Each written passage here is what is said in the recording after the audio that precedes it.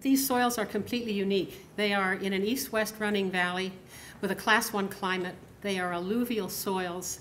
These were undervalued by the BC Hydro process very dramatically. First of all, they didn't count them properly. In their analysis of loss, they based it on 13% of the acres that will be flooded. They didn't value what they counted, the 13%, because of the shadow of the dam, which has precluded development, and because, in fact, a lot of the potential value of these lands lies in the future.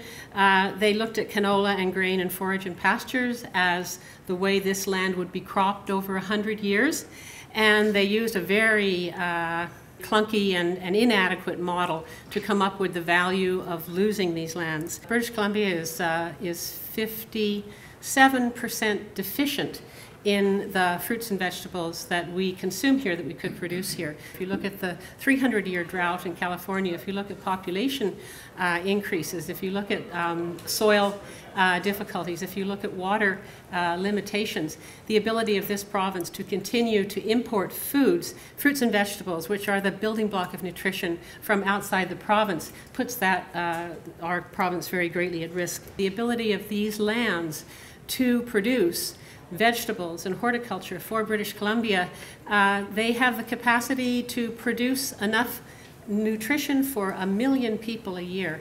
This is a dramatically important area for agriculture.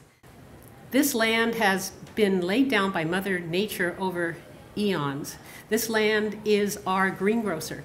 This land is our plan B for the province in terms of nutrition and health, and to cover these soils with water for a dam for electricity that doesn't make any sense, I think is criminal on a public policy level.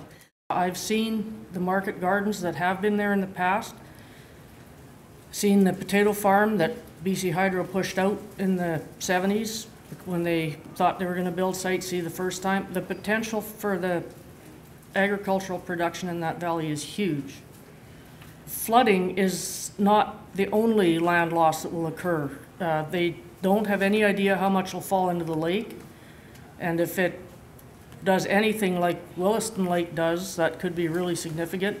They want to relocate the road, and of course that'll go all through the fields and the better land as well. So your land loss is going to be quite a lot more than what Hydro is saying. And it's just stupid, really. It's such good land to waste on producing power when it's not the only way to do it.